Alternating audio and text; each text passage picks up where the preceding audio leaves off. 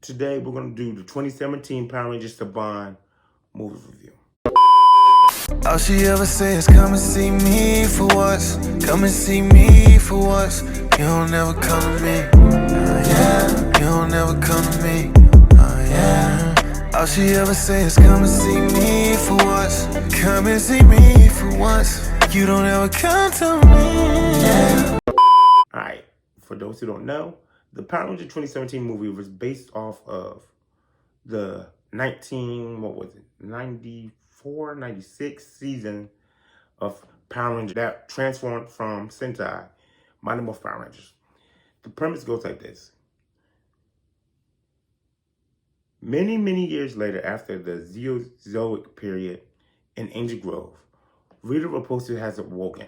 She has awoken from her hibernative sleep. She's resurrected, whatever. 5 kids who are troubled. They're troubling kids who live in the city of Angel Grove. While one day, they meet up and they find these coins. And these coins, you know, they enhance their abilities. And they try to figure out what's going on. Come to find out, there's this woman named Rita Repulsa who's coming to destroy the Earth because she's looking for the Zeo Crystal. The Zeo Crystal, as they explain in the movies, is a crystal that represents life. Now, that's not the premise word for word, but that's a summary of the movie. So, of course, these kids got to learn how to become Power Rangers to protect the city and the world, find this crystal, and defeat Rita. Right off the bat, now no one gets thrown for me, whatever. I appreciate and love this cast way better than the original Mighty Morphin cast, right? Because in the original Mighty Morphin cast, first episode, when you find your Rangers, they're a team already. They already know each other. They're family, they're friends. And I always had a problem with that. Like, because it's like, I didn't have a problem with it, like, for a while. But then I realized that every group of Rangers does that, most likely. I want to see tension in the group. Not all groups are already established. And when because you got different people. And when you're teenagers, you're trying to find your niche, you're trying to find your clique. And you're going through identity crisis that day, trying to find out who you are, where you fit in, what you like, what you don't like, what your beliefs are. And then on top of all that, you're in high school. You're in high school, and then you get the responsibility of, hey, you gotta save the world. I mean, the world about to die if you don't save it. That's a lot. So I want to see tension. And trust takes time to build. Friendships take time to build. And I love seeing that. And I also like the fact, because what's Zorda's iconic line? Recruit a team of teenagers with attitude.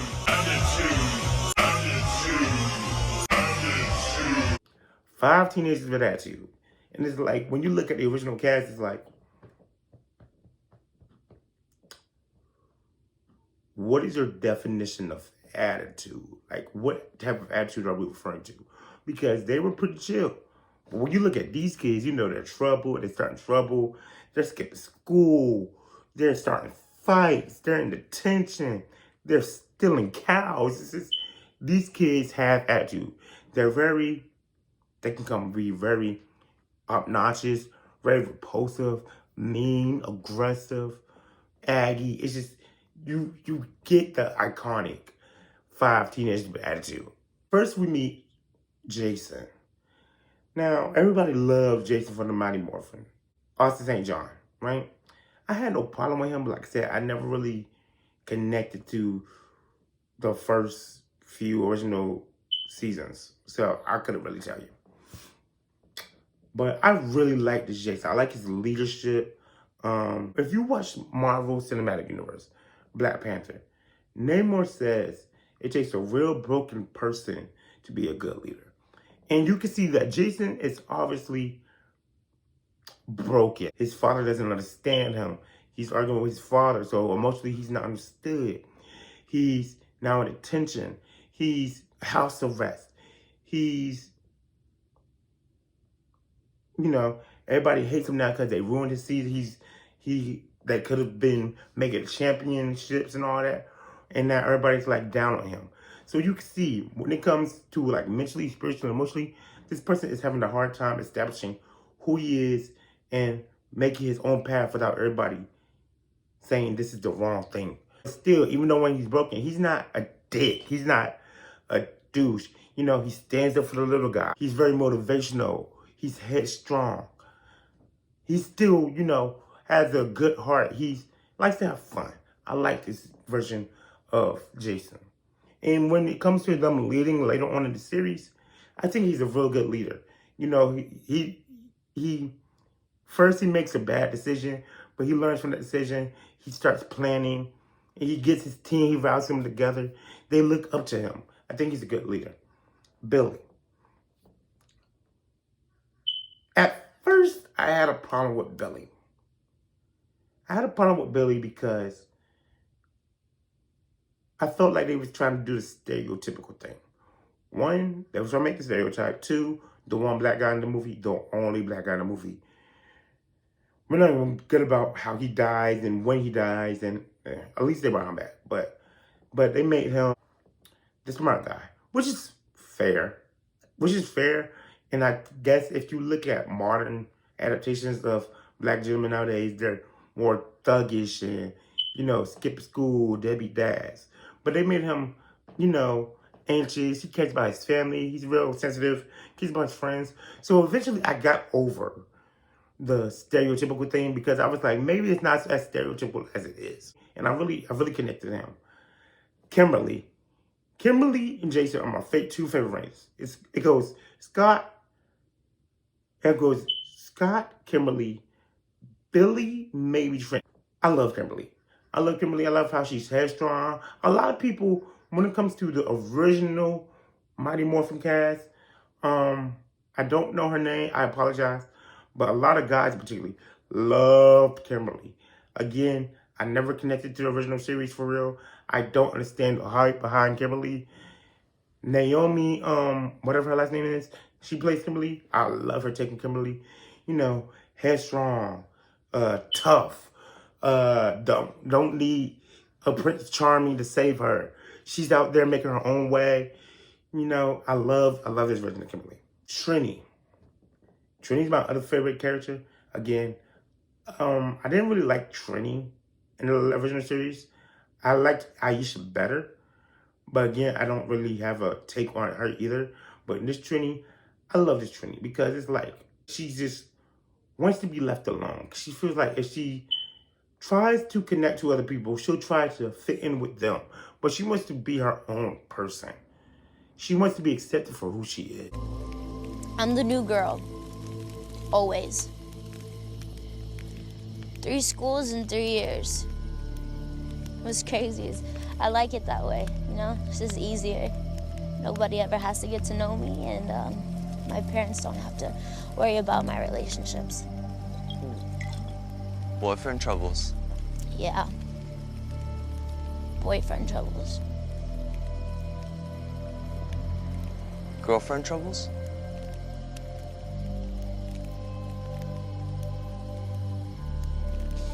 My family is so normal. Too normal. They believe in labels. They'd like for me to dress differently, talk more, have the kind of friends they want me to have. I don't know how to tell them what's really going on with me.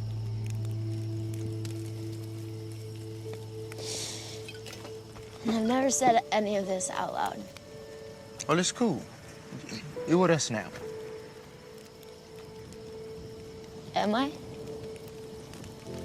What does that mean when all this is over? Are you Power Rangers or are you friends? I like that. Now, Zach has got to be the most annoying person in this movie. He's got to be my least favorite Ranger. They made Zach Asian. Again, don't have a problem with it. At first, when I was young and I saw this movie when it came out, I was 17 when this movie came out, maybe 16. And I was really stuck on, no, Zach's supposed to be the black guy, Billy's supposed to be white. But then I learned, hey, if the actor, it doesn't matter if you change actor races. If they can get the job done, they get the job done. Fine. In the original series, Zach was very wild and playful and relaxed. That's what this Zach is, but on a way, way, way more sporadic scale. And I don't like him. He's obnoxious. He's arrogant. He doesn't take anything seriously. And if you know me, I probably said it before, as a person who studies philosophy, psychology, biology, and criminal justice in school, I'm really good at telling who is who in a group. Jason, he's, the tough decision maker. Billy's a smart guy. Kimberly can be seen as the relaxed one / repulsive one. Trinity's trying to find herself. Zach is obviously the comedy relief.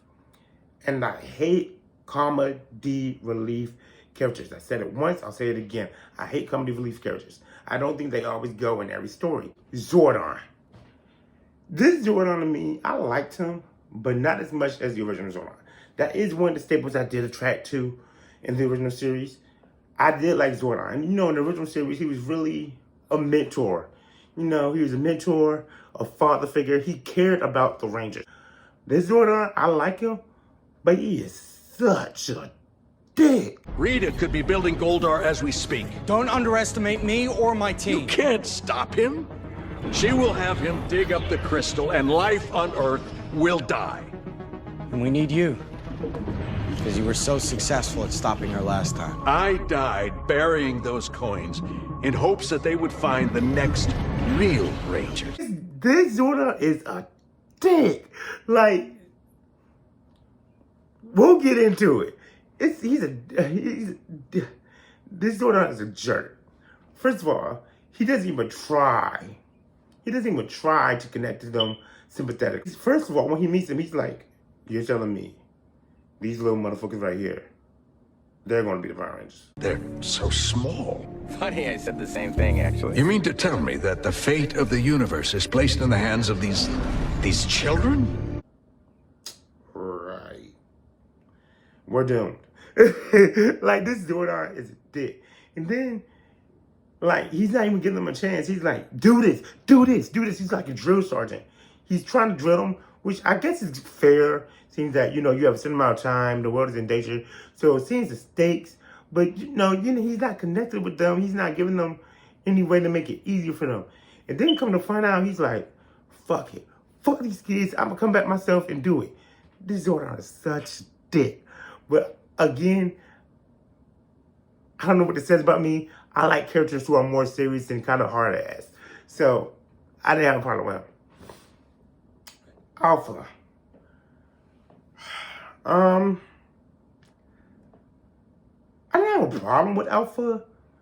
In the original series, he was very, hands-on around the command center. He was, very supportive, very helpful. He was doing things, mainly because Zordon was just a head in a tube. Fine. But this Alpha, what is his purpose? What is his purpose? I mean, I guess he kind of trains the Rangers by taking them to the pit, telling them about the Zords. But besides, uploading Zordon into the Matrix, what does he do? Because he's not, hitting any buttons or anything. Everything is pretty much the Rangers are doing, or everything is pretty much holographic or thought-provoked. So what is he really doing? Zordon explained most of the stuff. The Rangers are pretty hands-on. So what is the purpose of Alpha? I didn't really have a problem with him, but I feel like he's just a person who took more money for no reason. So I didn't have a problem with Alpha, but I just feel like he wasn't needed. Then we get into characters like Rita. There are some people who had a problem with this Rita.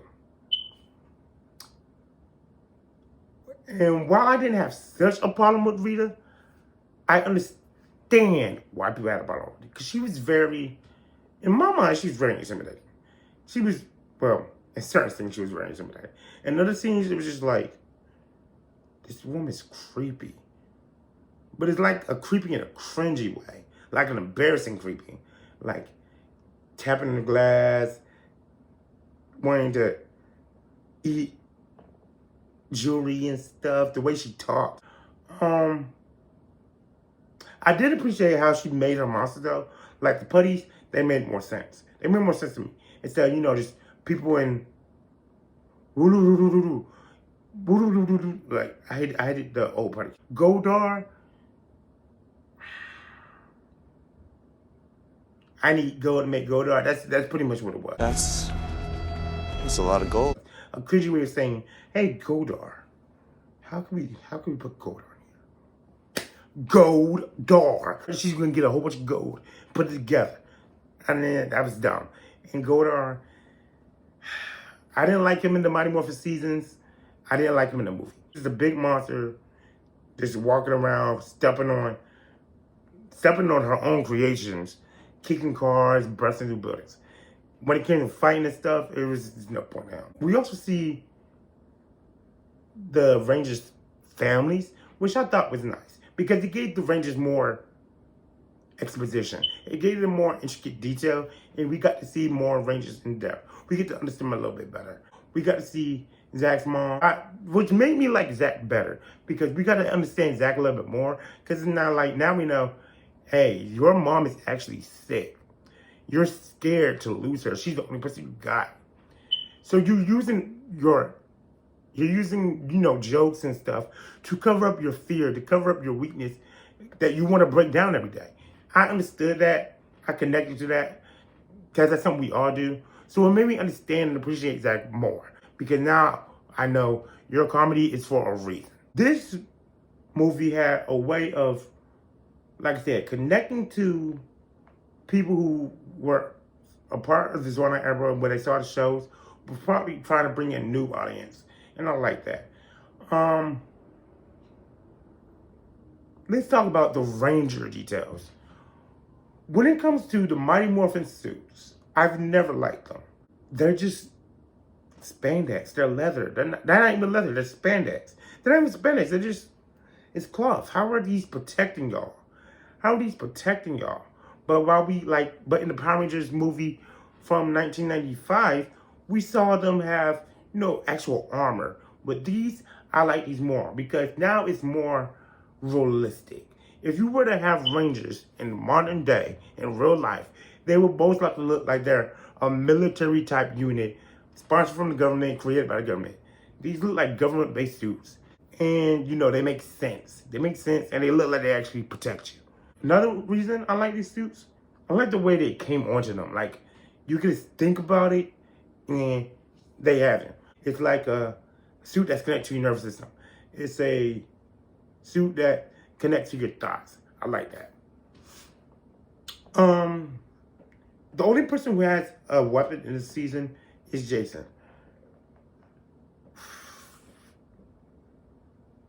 Which, Marcus Digital, check him out. He does similar videos like me. You talk about like your nerd stuff, you know, TV shows, comic books, Power Rangers, Marvel, DC, TV shows and movies. But he went through all the Power Rangers movies and all the Power Rangers seasons, the reviews of them, real funny reviews, real serious reviews that make you think about Power Rangers a little bit differently. But he seems like a real relaxed, chill, cool-based guy. Marcus, you got my love, man. All support. Go check him out, Marcus Digital. But he said he didn't like the fact that Jason had the only weapon because it didn't give no differentiation to the team. No one stood out. That makes sense. All learned the same moves, pretty much. You know, and besides the Zords and the suits, you have everybody doing the same thing. They all have the same abilities and more. So there was no way to tell anyone apart from the fight, which was really a bad thing. So I understand. So I wanted more weapons. Even if you just get the girls' weapons. Because I feel like Jason having a weapon makes sense. I can't see Zach with an axe in this one. Because like I said, he's just too wild. And Billy, and I would let him work up to a weapon. I wouldn't give him a weapon off start, but I'd let him work up to a weapon. Let him build his confidence and stuff. I would give the girls a weapon. I would definitely give the girls a weapon. But would I give this version of Kimberly a bow? Maybe not. Will I give this version of Trini her daggers? Hell yeah. And then when they combined into the Megazord, it was, oh my God. This is the best looking Megazord ever. And if you play Power Rangers Legacy, if they have the moves like that, then yeah, this is a great Megazord. Now, what I can say is, I like how you can see all where the Rangers are, and they established, hey, you work this, I work that. I like that, because you would think they all moving together, but no. It's like, yeah, you're actually a foot. Like, whatever. If you don't move, we want to stay down here. Might have been my fault. I'm sorry, y'all. I think Kimberly needs to move our feet. No, I've got the arm. No, I do. I got the leg. Your leg too! I have the arm. We all have to move together. I like that. But again, like Mike Zizzo said, I don't like how, with most more sequences, we can see how the Zords combine. We didn't really see how these Zords combine. That's my only downfall for the Zord, Megazord. And the fact that this Zord, Megazord fight, I wanted a little bit more. Especially because these Zords are so cool and we saw what they can do. And like I said, if you play Power Rangers Legacy Wars, we see a lot more moves. So I wanted to see a better fight. This fight was kind of boring. Like I said, Goldar was kind of a bad villain though. And that's about my only downfall for the Zords. I always wonder what the deal with the command centers were in the Power Rangers franchise. This one makes sense because it's down in the canyon. Most people are not going to go to a canyon. And even if somebody was dumb enough to go to a canyon or climb down or fall in, you can't get back up or can't get down without powers. There's no way, unless you're physically capable, which most people aren't, that can go through that little water barrier or come back up. You can't get into the ship without a coin. So I like this command center made sense. It's a command center that, hey, we only know where it is.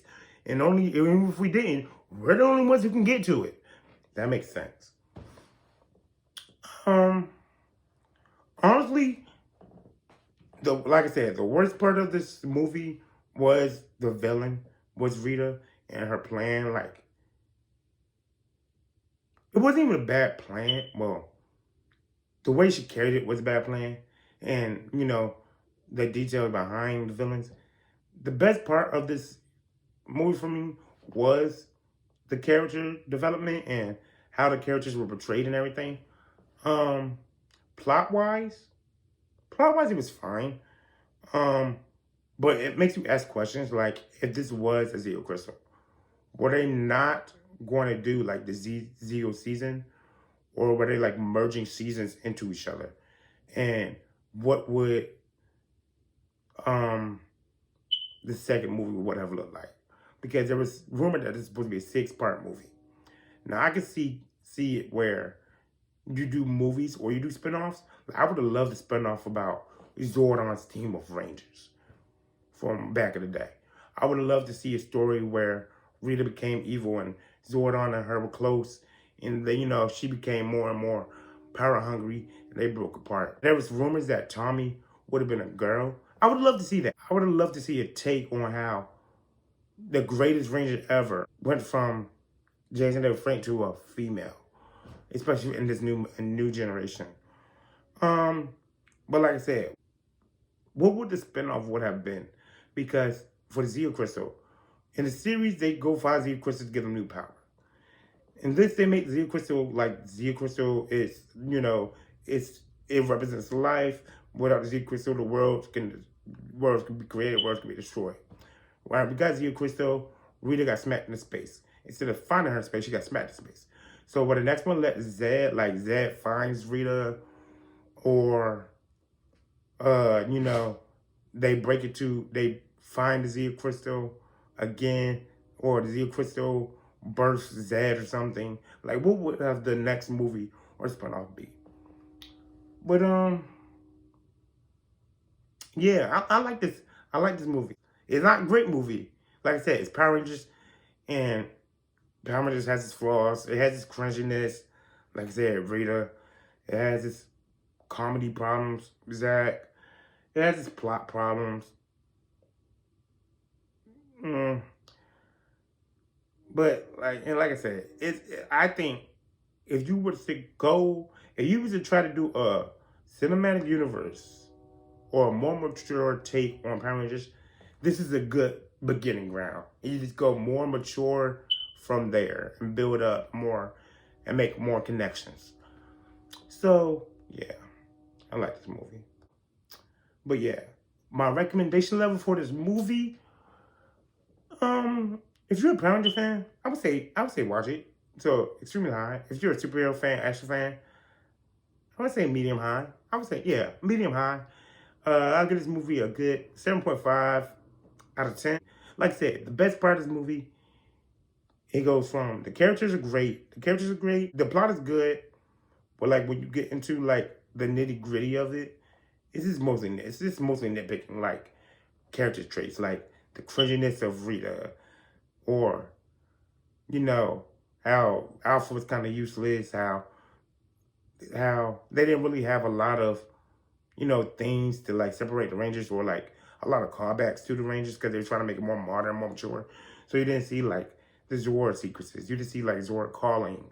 You didn't see like a morpher sequence or morphers or weapons. But if you're going to based off of just stables to Power Rangers, there's not a lot of stables in here because they're trying to make a new, more mature take.